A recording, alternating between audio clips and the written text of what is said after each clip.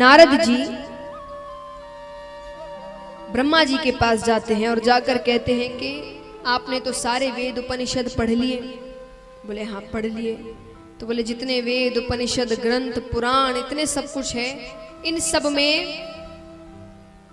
कोई एक ऐसा श्लोक बताइए सबसे महत्वपूर्ण, जिसको सुनने से, जिसका जाप करने से भगवत प्राप्ति हो जाए। नारद जी पूछते हैं, ब्रह्मा जी थोड़ा सोचते हैं, फिर सोच कर कहते ठीक है लिखो। ऐसा श्लोक है, एक ऐसा स्तोत्र इसका नाम जप करने से भगवान मिल जाएंगे। यहाँ किस किस को भगवान चाहिए हाथ उठाना। तो आप भी लिख लीजिए, फोन में रिकॉर्ड कर लीजिए, जो करना है कर लीजिए, क्योंकि भाई फिर ये याद रहे ना रहे। श्लोक है ना, थोड़ा कठिन होता है ना। तो लिख लीजिए, रिकॉर्ड कर लीजिए, जो करना है। ब्रह्मा जी कहते हैं ध्यान से सुनना, बड़ा कठिन है। नारद जी कहते अच्छा कहिए। ब्रह्मा जी कहते हैं हरे राम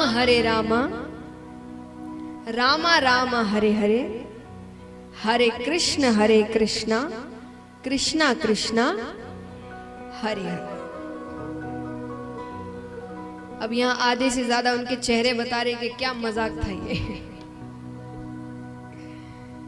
अभी तो कहा इतना कठिन है, श्लोक है, ये है और ये इतना साधारण। लगन आपको भी मन में सोचा होगा आपने।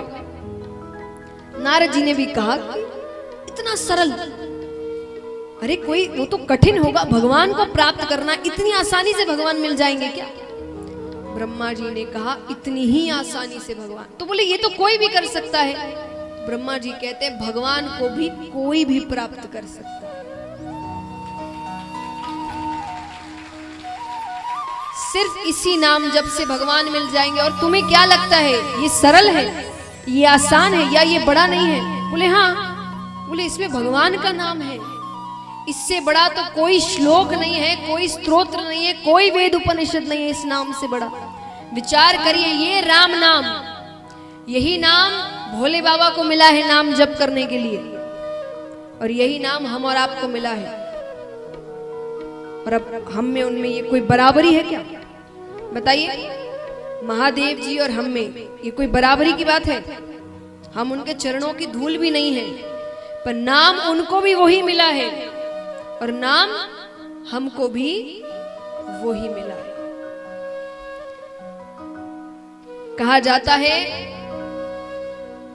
कि आप किसके साथ हैं वो आपको, आपकी व्याख्या अगर कोई करेगा तो आप कैसे लोगों के साथ उठते बैठते हैं उसी नजरिए से करेगा। एक बहुत बड़े व्यक्ति ने बात लिखी है कि तुम मुझे अपने दोस्तों के बारे में बताओ, मैं तुम्हें तुम्हारे बारे में बता दूं।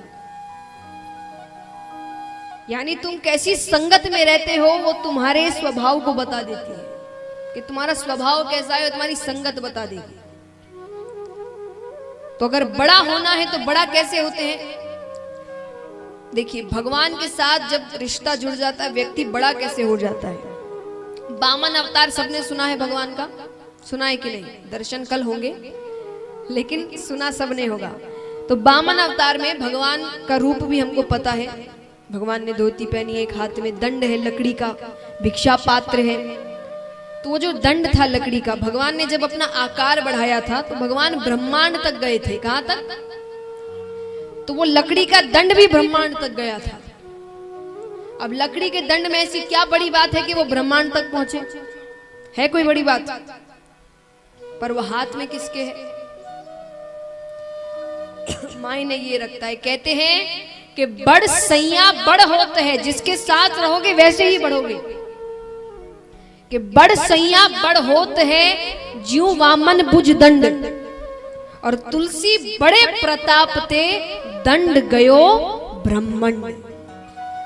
वो एक साधारण सा लकड़ी का दंड ब्रह्मांड तक पहुंच गया, क्योंकि वो हाथ में किसके था? वो भगवान के हाथ में था। तो भगवान से एक बार रिश्ता जुड़ जाता है ना, तो अपने आप व्यक्ति विशेष हो जाता है, फिर वो साधारण नहीं रहता। इसलिए जरूरी नहीं भगवान को प्राप्त करने के लिए संस्कृत के श्लोक बोलने पड़ेंगे। भगवान को आसानी से प्राप्त कर सकते हैं। भगवान का नाम जप करना, इस नाम से बड़ा कोई श्लोक नहीं है।